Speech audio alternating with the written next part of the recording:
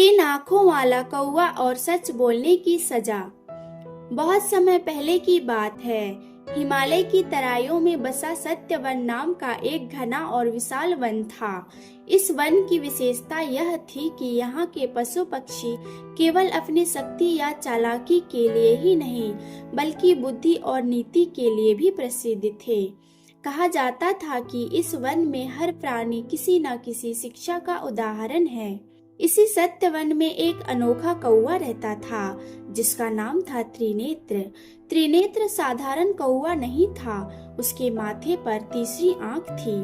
त्रिनेत्र की दो आंखें तो सामान्य कौवों जैसी थी, लेकिन तीसरी आंख विशेष थी। यह आंख सच और झूठ में अंतर देख सकती थी। जब कोई प्राणी झूठ बोलता तो तीसरी आंख में हल्की लाल चमक आ जाती, और जब कोई सत्य बोलता तो वह शांत नीली रोशनी बिखेरती। वन के बड़े बुजुर्गों का कहना था कि त्रिनेत्र को यह वरदान तपस्या से नहीं, बल्कि सच के प्रति अडिग रहने के कारण मिला था। बचपन से ही वह जो देखता वही बोलता, न डर, न लोभ, न पक्षपात। सत्यवन में शासन करता था सिंह, राजा चंद्र केसरी। बाहर से वह न्याय प्रिय दिखता था, परंतु अंदर से उसे सिर्फ वही सच पसंद था जो उसकी शक्ति को बढ़ाए। राजा के चारों ओर कुछ चालाक पशु थे। सियार मंत्री, धूर्तक, लोमड़ी सलाहकार, चतुरिका और एक मक्कार गिद्ध कूटनीतिक। ये सभी मिलकर राजा को वही सुनाते जो उसे अच्छा लगे। वन में अन्याय बढ़ रहा था, पर कोई बोलने का साहस नहीं करता था। एक दिन वन सभा लगी। मुद्दा था नदी का पानी अचानक कम क्यों हो गया। मंत्री धूर्तक बोला, महाराज, हिरणों ने अधिक पानी पी लिया है। हिरण डर से कांप गए। तभी त्रिनेत्र आगे आया और बोला, महाराज, यह असत्य है।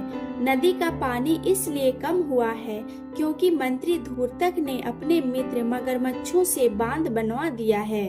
सभा में सन्नाटा छा गया। राजा ने क्रोधित होकर पूछा, क्या प्रमाण है? त्रिनेत्र की तीसरी आंख चमक उठी। महाराज, मेरी तीसरी आंख असत्य नहीं देख सकती। राजा ने दंड नहीं दिया, पर कठोर स्वर में कहा, कौवे, अगली बार सोच समझकर बोलना। हर सच बोलना बुद्धिमानी नहीं होती। समय बीतता गया। त्रिनेत्र बार बार अन्याय के विरुद्ध बोलता रहा।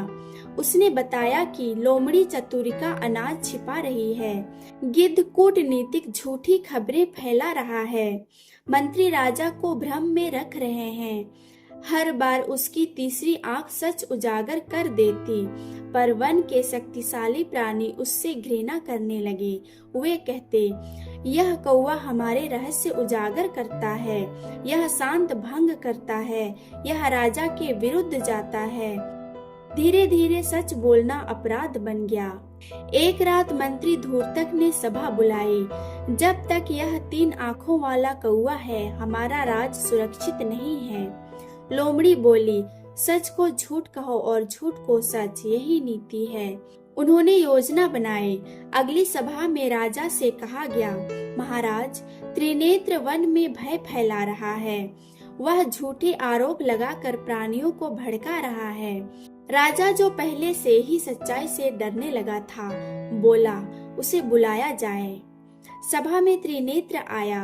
राजा ने कहा, कौवे, तुम पर आरोप है कि तुम वन में विद्रोह फैला रहे हो। त्रिनेत्र शांत स्वर में बोला, महाराज, मैंने केवल वही कहा जो सत्य है। राजा गरजा, अब सत्य वही है जो मैं कहूँ। और तभी निर्णय सुनाया गया। त्रिनेत्र को वन से निष्कासित किया जाता है।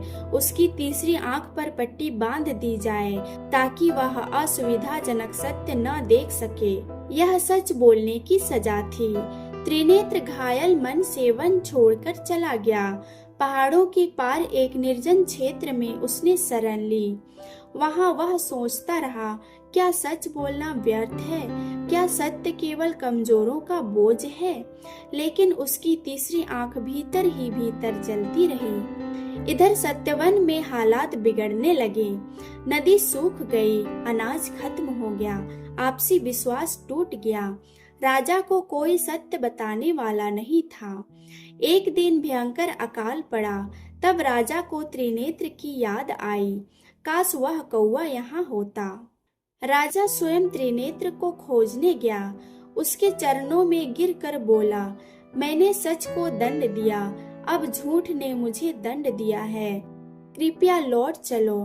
त्रिनेत्र ने उत्तर दिया, महाराज, सत्य लौट सकता है, पर वह फिर कभी दास नहीं बनता।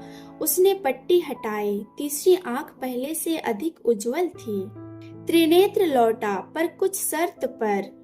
सत्य बोलने पर दंड नहीं दिया जाए और झूठ बोलने पर सम्मान नहीं किया जाए। राजा ने स्वीकार किया। वन फिर से फलने फूलने लगा। इस कहानी से हमें ये सीख मिलती है कि पहला, सत्य असुविधाजनक हो सकता है पर आवश्यक है। दूसरा, जो सत्ता सच से डरती है वह स्वयं कमजोर होती है। तीसरा, सच बोलने वाला अकेला हो सकता है पर गलत नहीं।